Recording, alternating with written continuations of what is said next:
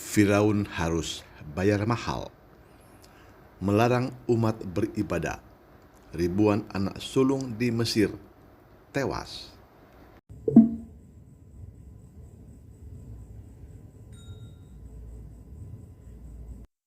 Cerita orang meninggal dunia karena melarang beribadah atau mengganggu gereja, mengganggu pekerjaan Tuhan, itu bukan baru sekarang, tetapi sudah terjadi sejak 3.500 tahun silam, yakni sejak Nabi Musa memimpin umat Israel keluar dari Mesir menuju ke tanah Kanaan yang kini adalah negara Israel di Timur Tengah. Di kitab Keluaran ini dikenal dengan istilah 10 tulah di Mesir.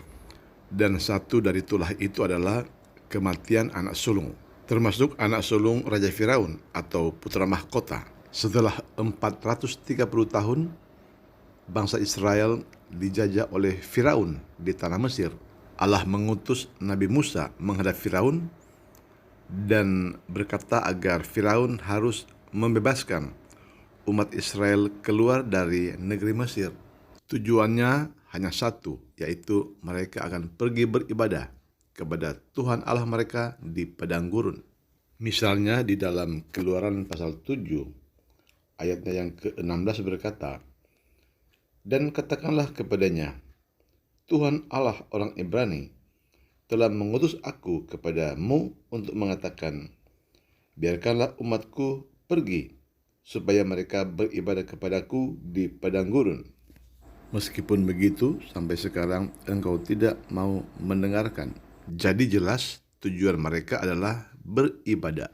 Dan ternyata Firaun tidak mengizinkan mereka keluar dari tanah Mesir untuk pergi beribadah kepada Tuhan mereka.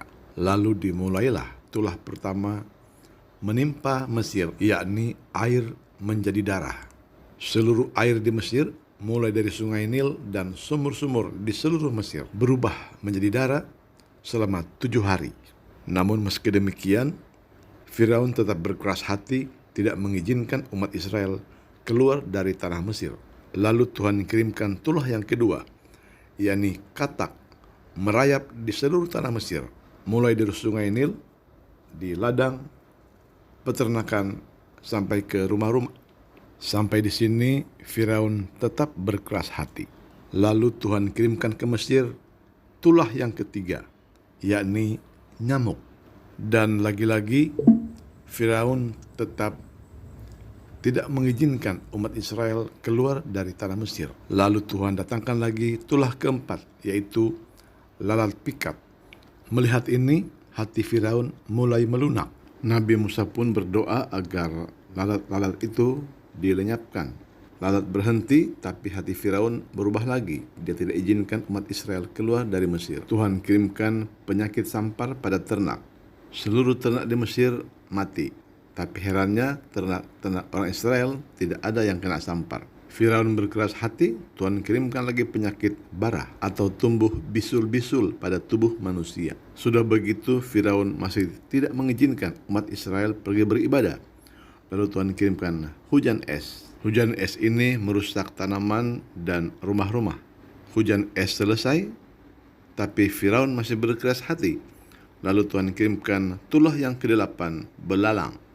Belalang berakhir, Firaun tetap tidak mengizinkan umat Israel pergi beribadah. Lalu Tuhan kirimkan tulah ke-9, gelap gulita 3 hari 3 malam. Sampai di sini Firaun masih melarang umat Israel pergi beribadah kepada Tuhan. Dan Tuhan lakukan yang lebih dahsyat lagi, yaitu kematian anak sulung di seluruh Mesir. Dan malam itu di seluruh Mesir merupakan malam yang penuh horor, karena setiap rumah ada kematian. Lalu Firaun memanggil Musa.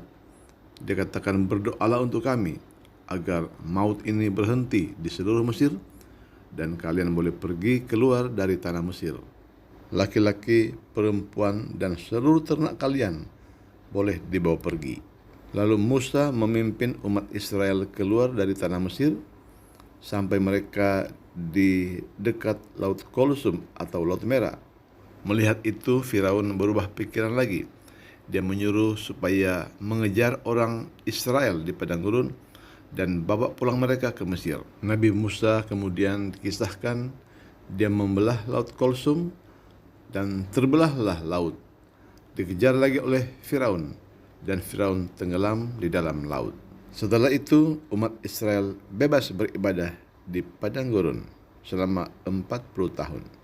Itulah sejarah pelarangan ibadah yang mengakibatkan tulah bencana, kelaparan, penderitaan, dan kematian. Dan sampai kapankah pelarangan ini akan berlangsung? Selama ada orang benar, selama itulah ada penganiayaan. Karena Tuhan Yesus berkata, berbahagialah orang yang dianiaya oleh sebab kebenaran, karena mereka lah yang mempunyai kerajaan surga. Berbahagialah kamu jika karena aku kamu dicela dan dianiaya, dan kepadamu difitnahkan segala yang jahat. Bersukacitalah dan bergembiralah, karena upahmu besar di sorga, sebab demikian juga telah dianiaya nabi-nabi yang sebelum kamu. Matius 5 ayat 10-12. Tuhan Yesus memberkati.